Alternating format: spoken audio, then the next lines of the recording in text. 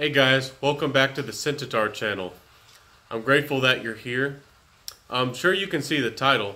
This is my top 5 personal favorite fragrances or best fragrances for the winter.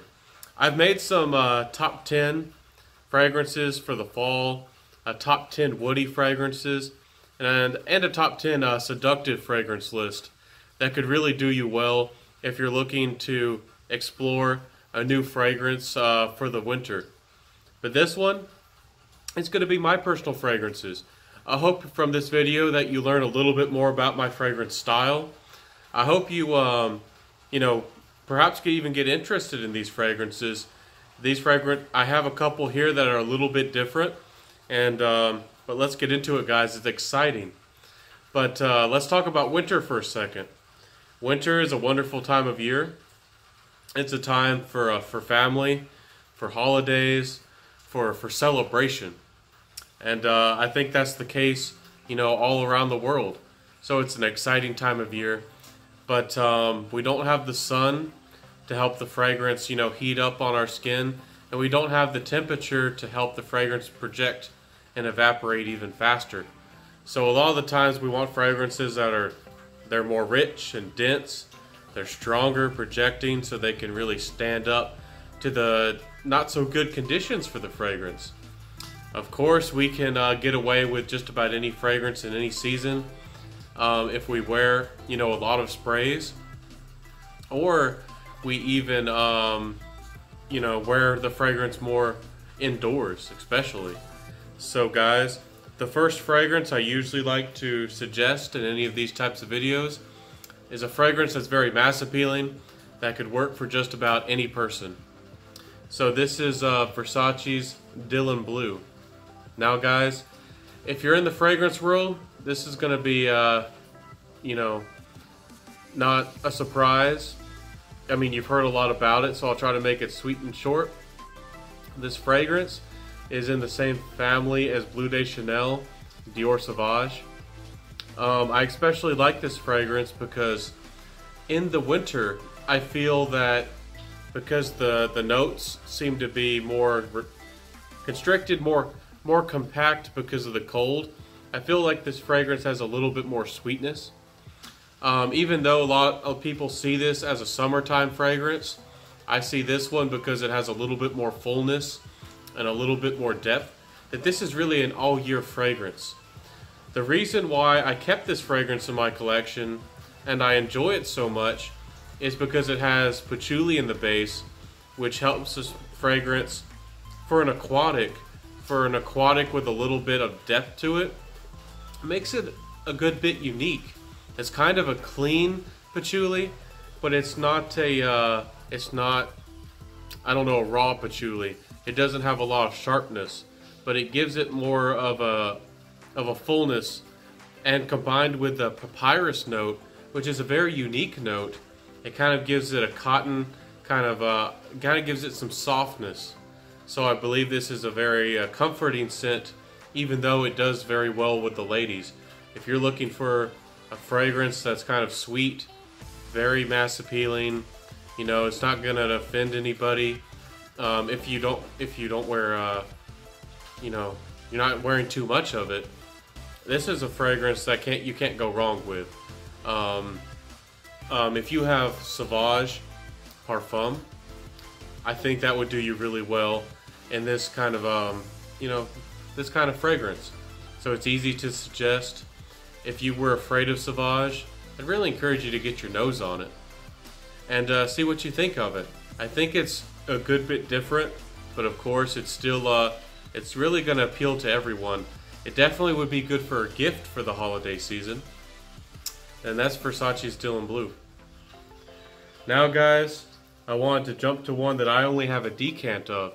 This is Terry Mugler's Pure Tonka. Now this one, it's kind of a cult favorite, I guess. It doesn't get a lot of talk or popularity particularly. This one smells similar to pure coffee, so it still has the Amen DNA, a little bit of a rubber smokiness, patchouli that's kind of dark, and and some caramel to help it smell sweet. They mix that all up and to perfection and made a really daring, bold fragrance. Pure Coffee has it, you know, focused on coffee, but Pure Tonka smells kind of like pure coffee for the most part, but like they threw in some cocoa, so some chocolate, but and not bitter chocolate per se, but perhaps a little bit of just the dust, a little bit of cocoa dust, and the Tonka just smells kind of like I don't know, a caramelized vanilla, and it's beautiful, guys. This stuff smells rich. First time I smelled it, I had to double check the notes because I thought it had a little bit of ambergris or ambroxan in it because it smelled so rich. It almost smelled a little bit salty. So guys, this is a beautiful fragrance. Even though this fragrance doesn't last as long as I thought it would, I only get 6 or 7 hours of longevity. But once it, you know, for those 6 or 7 hours, I'm getting pretty good projection, you know, pretty consistent projection, so it's no slouch, and it's beautiful. It gets amazing reactions, I promise you. So this is one of my favorites, and I just love how rich it is. It's a gourmand for sure. If you've been afraid of gourmands as a man, this is one of the ones I encourage you to try, because it still has some masculinity, still has just kind of a rugged feel, a little bit of saltiness, and definitely richness to kind of balance out that sweetness. It certainly isn't a sugar bomb. You won't smell like a Turkish delight or anything funny like that, guys. So guys, I'd really encourage you to get your nose on this. If I couldn't compare this gourmand to any type of food, it would kind of be like a sea salt brownie with some coffee dust on it. That smells good, right? If you're the guy who's looking to snuggle, Netflix and chill, this will be great for you. Guys, this is becoming one of my favorites really fast. Let me open the box real quick for you. This is Baldessari's Private Affairs. Now guys, I've recommended this a little bit here and there, but I haven't given it a full review. Let me know if you'd like to see it. I think I'd like to do that. Guys, Baldessari doesn't get a lot of attention, and a lot of their fragrances have been discontinued here and there. I think it's a real shame because they have some real winners for the money. This is one of the ones that's right now kind of an all-time low, you know, at discounters. You can get this one for close to $25. So I've let the cat out of the bag. I'm letting you know of one of the best cheapies that's really out there, in my opinion. If you wanted a Tom Ford-esque fragrance, something that's similar to Tom Ford, guys, this is the closest I think you're gonna get for under $30. You know, close to $20. Guys, it smells kind of like Tom Ford because it has a little bit of that dark, kind of patchouli, kind of cashmere type of base and DNA. Certainly mysterious and seductive. This one has a little bit of a soft feel, not a powdery feel particularly, but it certainly comes off like a Tom Ford fragrance, even though it has that, you know, those dark notes. It has that complexity. It's still an aromatic, I think, through and through. It comes off kind of light. It comes off kind of airy. Certainly is a unique fragrance. I had a real hard time between choosing this one or Givenchy's Play Intense. Both of them are fantastic. I think this one is a little bit more understated and almost smells like even higher quality. And guys, it's beautiful for the money. If you wanted something that was dark and yet playful, if you've smelled things like Black Phantom and it's too expensive, and you wanted something that's in the same ballpark, it doesn't smell exactly the same as Black Phantom, don't get me wrong, But if you liked, if you've smelled something dark and seductive and wanted to get your hands on it, you know, for a $20 bill, you know, this is a good one to reach for. So that's Baldessari's Private Affair. Now guys, we're going to reach to one of my all-time favorites. Guys, this is tried and true in my collection. This is Bulgari's Man in Black. Getting it out of the package there for you. Now Bulgari's Man in Black is it's a very interesting fragrance. Often gets compared to Victor and Rolf Spice Bomb. Now that fragrance, it's getting a little bit of age on it, but it's still a fantastic fragrance. It still is wonderful for, you know, for especially the younger man. It performs. This one is for a man that's, you know, grown up a little bit. Maybe he's got a good job. Maybe he likes to wear a suit and tie more often. It's a beautiful fragrance, guys. Very beautiful. It smells, so it has that aromatic quality, that uplifting quality that that Spice Bomb has, and it has the tobacco. But I feel that the tobacco is a little bit more understated, so it's blended in, I think, a little bit better, and it has more complexity that helps the fragrance seem more full and more rounded. In the base, you get a little bit of almost a classic DNA. It's nothing like a fougere, but you get the feel of almost like a little bit of rose, and kind of like a charming DNA type of fragrance.